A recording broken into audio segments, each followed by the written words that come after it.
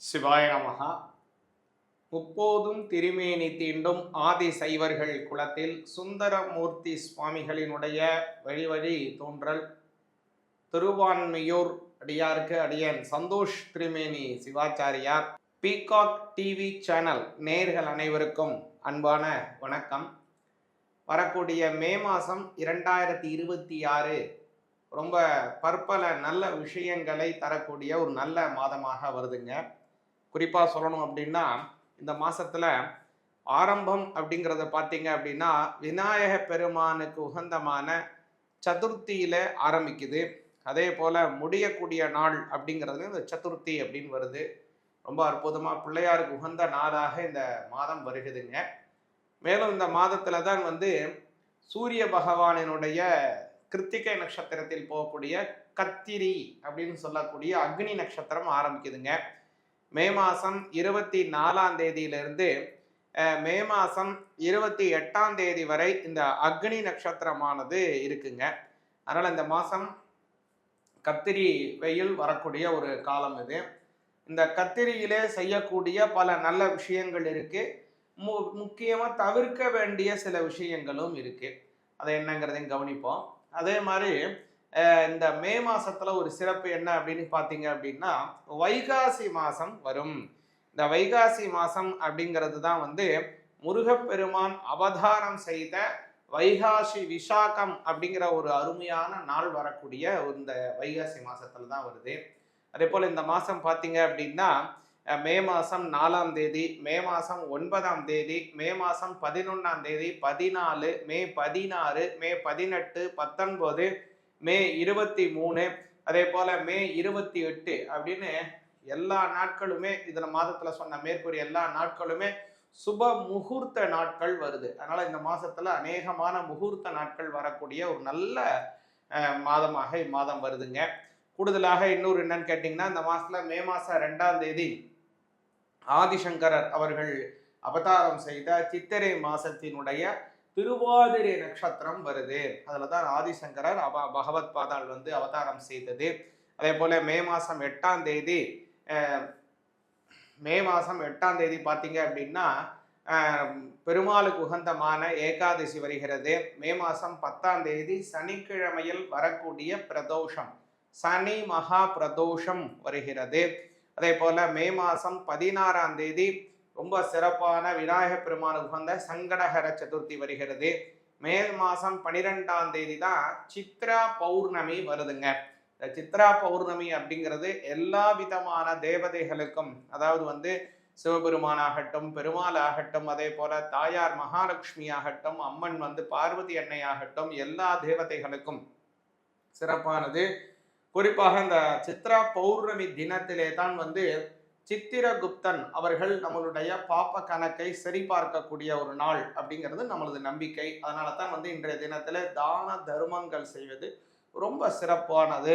அதுவும் இந்த சித்ரா பௌர்ணமியில் எழுத்தாணி, ஏடு, நோட்டு, பேனா, புஸ்தகம், அதே போல் ஒரு முறத்தில் வச்சு இதை முடியாதவங்களுக்கு இதை தானம் செய்வாங்க, படிக்கிற மாணவர்களுக்கு கொடுப்பாங்க. இதெல்லாம் கொடுத்தோம் அப்படின்னா ரொம்ப சிறப்பானது இந்த சித்ரா பௌர்ணமியில் செய்கிறது.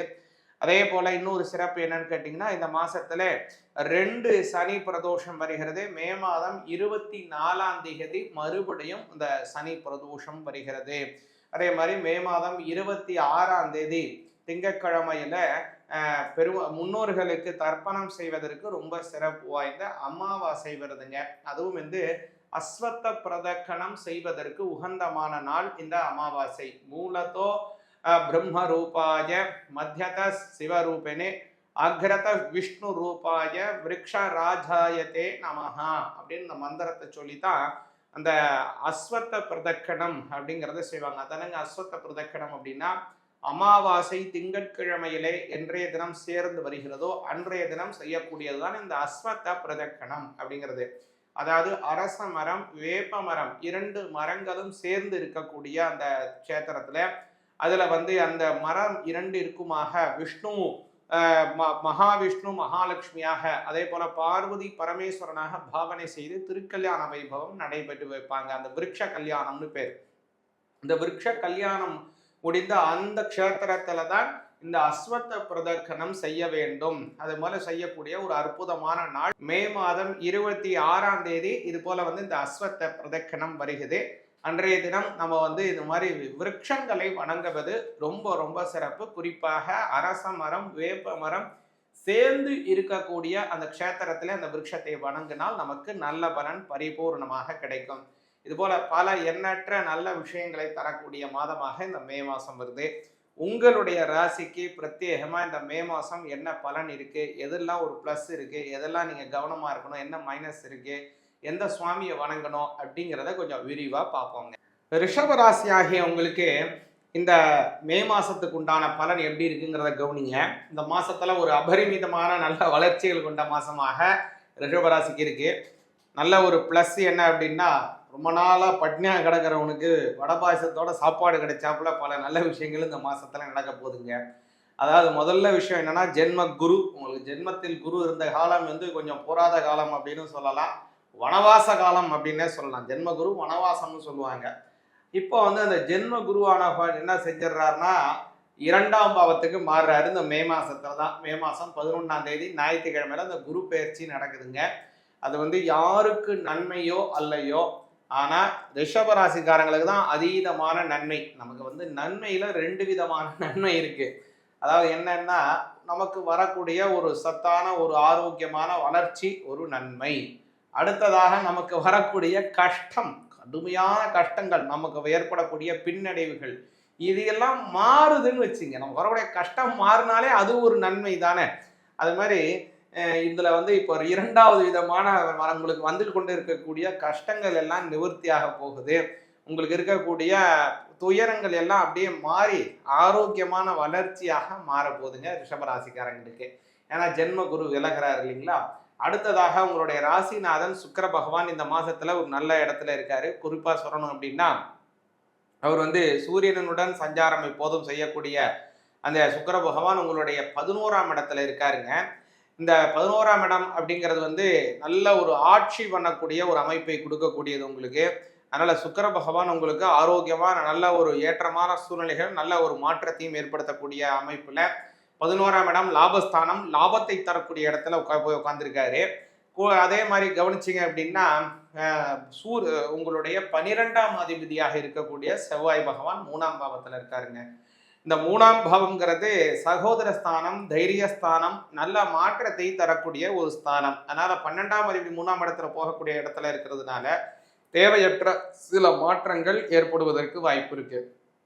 அந்த மாற்றம், அதாவது ஒரு முன்னேற்றமான மாற்றங்கள் இல்லாமல் சிறிய ஏமாற்றத்துடன் கூடிய மாற்றங்கள் ஏற்பட ஒரு வாய்ப்பு இருக்கு. அதுல கவனமா இருக்கணும். அதே மாதிரி 3ஆம் அதிபதி இல்லைங்க, 3ஆம் இடத்துல 12ஆம் அதிபதி போறதுனாலங்க 3ஆம் இடம் முன்னாடியே சொன்ன சகோதர ஸ்தானம். அதனால சகோதரர் சகோதரிகள், உங்களுடைய பிரதர் சிஸ்டர்ஸ் எல்லாம் கொஞ்சம் ஏதாவது பேசுறீங்க வைக்கிறீங்க போது சரியா கரெக்டா பேசுங்க, விட்டு கொடுத்து போங்க. உங்களுக்கு அது உங்களுக்கு நன்மையை தரும். அதே மாதிரி ஏன்னா 3ஆம் அதிபதிங்கிறதுனால ஒரு உங்களுக்கு ஏற்படக்கூடிய மன துயரங்கள், உங்களுக்கு ஏதாவது ஒரு அச்சமான சூழ்நிலை, இந்த மாதிரி சூழ்நிலை இருக்கு, அதை எப்படி சமாளிக்க போறோம் அப்படிங்கிற ஒரு அச்சங்கள் ஏற்படுறதுக்கும் வாய்ப்பு இருக்கு. அதை நீங்க என்ன பண்ணணும் அப்படின்னா, உங்களுடைய வாழ்க்கை துணைவருடன் கலந்து பேசும்போது உங்களுக்கு பல நல்ல விஷயங்கள் மாற்றங்கள் ஏற்படும். இதுல இந்த குரு பெயர்ச்சி ஆயிடுச்சு, இந்த 11ஆம் தேதிக்கு மேல பாத்தீங்கன்னா எல்லாமே பாசிட்டிவா மாறிடுங்க. ஏன்னா அதுவரை ஜென்மத்துல தான் குரு உட்கார்ந்துருக்காரு. அப்புறம் தான் 2ஆம் பாவத்துக்கு வராரு. 2ஆம் பாவத்துக்கு குரு வந்த உடனே பொருளாதார ரீதியாக கொஞ்சம் வளர்ச்சிகள் ஏற்படும்.